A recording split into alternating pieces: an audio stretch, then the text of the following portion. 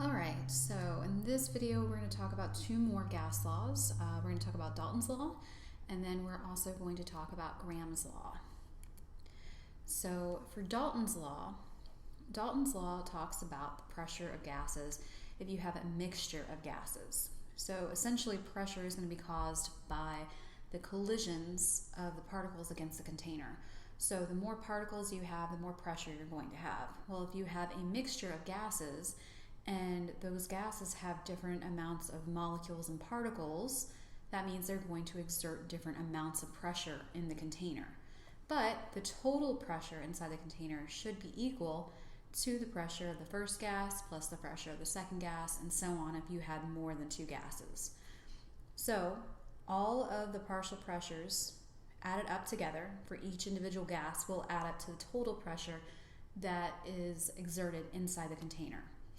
Now, this can be very important when we have lab setups, because a lot of times when we have a lab and we're collecting a gas, we'll usually do that over water.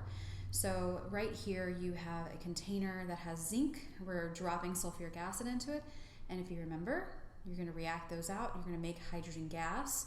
That hydrogen gas is going to be then moved down this little tube, and then there is water inside this container. Well, the hydrogen gas will push the water out, and then you will have hydrogen gas collected there. So the thing is, you've got water right here. Because you're collecting it over water, some of those water molecules will escape into the gaseous phase and then also exert pressure. So inside the container, you've got pressure that's being exerted by the hydrogen, and you also have pressure that's being exerted by the water molecules. So when we look inside the pressure of that container, it will have both items. And that could be important because maybe we need to find information about the hydrogen, but we can't include the pressure that is exerted from the water as well. All right, so let's say in this case we have hydrogen gas that's collected over water at 22.5 degrees Celsius. Find the pressure of the dry gas.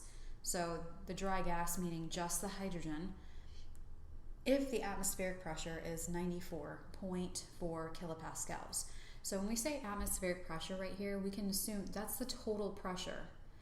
Okay, so the atmospheric pressure will be equal to 94.4, which is going to be the total pressure inside that container. So inside that container, because we've collected the hydrogen over water, we've got hydrogen gas and we've got water. We need to figure out what hydrogen is by itself. Well, in order to do that, I would need to have at least one more pressure. I need to have the water vapor pressure, or if I knew how many moles I had of each thing, then I could figure it out too. So the things that I'm looking for the pressure of the hydrogen gas here.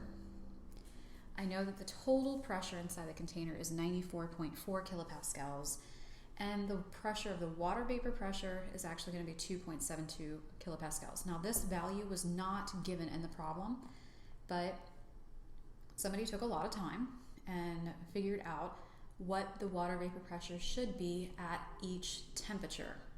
So this value was presented in a table. So if you were given a problem on the test, I would definitely either give you a table where you can go look up that value, or you would get it would be just stated inside the problem.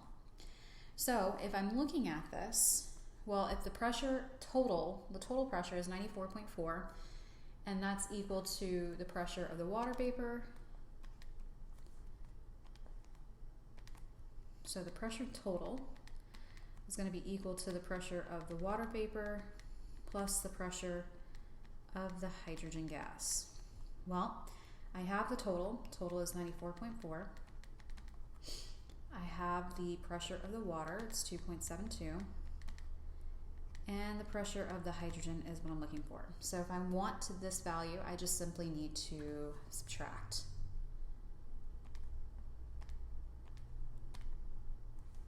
And I will get 91.7 kilopascals for that value. Okay, so if the total pressure of the container with two gases is 2.5 atmospheres, and the pressure of gas A is 0.2 atmospheres, what is the partial pressure of gas B? So the total pressure is equal to the pressure of gas A and the pressure of gas B. So the total is 2.5. Pressure of A is 0.2. And we're looking for B. So we would just simply need to subtract out the 0.2, and that gives me 2.3. So my pressure of the second gas is going to be 2.3 atmospheres.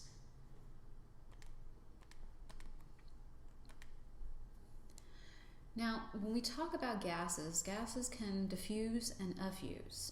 Diffuse means that it's spreading out. So if we have a gas, like ammonia, and it's in a certain spot, it's going to move throughout the room from the area of most concentration to the area of least concentration. So it spreads out throughout the room. Effusion is when the gas molecules pass a tiny little hole. So it's like you took a balloon and you pop it. You just put a little pin in there, and then all the gas particles start to escape the balloon. All right, so our second law that we're going to talk about is Graham's law. So Graham's law deals with the rate of effusion and diffusion. So when this right here, this formula is Graham's law, and it's used to compare the rate of effusion and diffusion with different molecules or particles. So one of the things that it looks at the molar mass, and it's also comparing the time that it takes to effuse or diffuse. So R is the rate. It's not quite the same thing as the speed. When we talk about speed, we're talking about meters per second, we're talking about miles per hour. But when we're talking about a rate, especially for this particular scenario, we are talking about how fast it effused or diffused over a given amount of time. So it's almost the same thing as speed, but not quite. Big M is going to be the molar mass or the density, and T is going to be the time. So we're comparing times that gas effuses or diffuses. Now, this equation, you don't have to know it, you don't have to use it. It's not used in any of the higher level courses anymore, but you do have to understand the principles that go behind it. So essentially, what you really need to know is that the more massive the molecule is, the slower it's going to move, which is pretty intuitive. So if it's larger, it's going to move slower. If it's lighter, it's going to move faster. So when we talk about Graham's law, it's also a good idea to talk about kinetic energy. So kinetic energy, if we wanted to solve for that, that's equal to 1/2 multiplied by m multiplied by v, the velocity, squared. Okay, so when we talk about kinetic energy, we know that kinetic energy and temperature, the absolute temperature, is going to be directly related. They're directly related. So as the temperature increases, so does the kinetic energy. So at the same temperature, okay, heavier molecules are going to move slower. Okay, if I were to solve this, use this equation, manipulate it, and solve for v or solve for m, I would see that mass and velocity are inversely related. Now, we know that gas speed can be impacted by the molar mass. So it can also be impacted by the kinetic energy. So a heavier gas, the heavier the gas is, the slower it's going to be, and vice versa. So if it's lighter, it's going to move faster. Okay, so mass and temperature both impact the speed. So if our temperature increases, my kinetic energy will increase. If my mass changes, then my velocity will also increase or decrease, depending on what you've done. So sometimes we have these graphs. These are called Boltzmann distribution graphs. And what this is showing here is the different speeds, molecular speeds, of different types of gases. So all of these are going to be at the same temperature.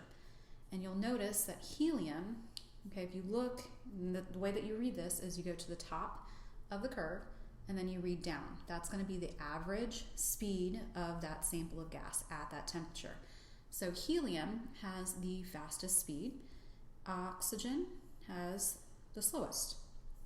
So what you'll notice is that the lighter the gas, the faster the average speed is, okay? So this represents an average. So The area underneath represents all the particles in that sample. So what you'll see is that helium, yes, the speed is higher, but it's also more spread out. It's more spread out because this represents an average. Not every single molecule and particle will be traveling at exactly the same speed. That's not going to happen. But they will have the same average. When you take the average, that's where it lies, at that top of that hump. But when you increase your speed, you're also going to increase the variety that you will see. So you're going to have more molecules moving much faster, and you're going to have more molecules moving much slower. So as your speed increases, you'll see that the curve flattens a little bit. Okay, so kinetic energy is equal to this. It's equal to 1/2 times the mass times the velocity squared. If you change the temperature, you're going to change the velocity of the particle. Okay, you change the kinetic energy. Okay. Temperature is really the only thing that's going to impact kinetic energy. Okay? So temperature is the only thing. So yes, if you look at the equation, you're just like, well, mass is there and velocity is there. Yes, except if you change the mass, you've also changed what the velocity is now. So if this number goes up, this number will go down. This number goes down, this number goes up. So it's essentially you haven't changed the kinetic energy at all. So if you're comparing kinetic energy of two different samples, it's the same temperature. The kinetic energy is the same. One of the particles, the heavier particle, will be moving slower, but the kinetic energy is the same. Temperature is the only thing that will impact kinetic energy.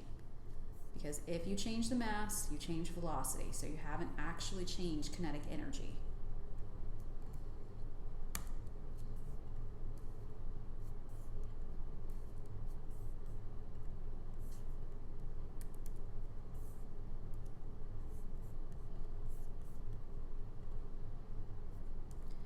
Alright, so I have three containers of gas, or three containers that have gas. They're all filled with equal volumes of three separate gases: oxygen, carbon dioxide, and nitrogen. All the containers are at the same temperature and pressure. So if they're at the same pressure, that means they all have the same amount of gas. Because remember, pressure is caused by collisions against the container. The more particles you have, the more pressure you have. Alright, so which container has the smallest mass? So we can assume the number of particles is all the same since the pressure is the same. Since that is the case, and we also know that they have equal volumes, really it's going to depend on the molar mass of the gas. So O2 has a molar mass of 32, 16 times 2.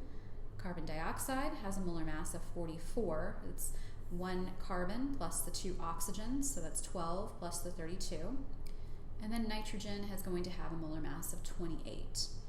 So the container that has the smallest mass will be nitrogen, so the N2. So that's going to be because we know it's the same amount of gas because it's the same pressure. So it's going to be based on how much each molecule weighs, because we can assume we have the same number of molecules since it's the same pressure. All right, in which container do the particles have the greatest velocity?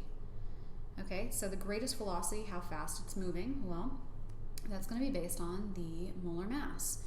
So, again, oxygen was 32, CO2 was 44, and nitrogen is going to be 28.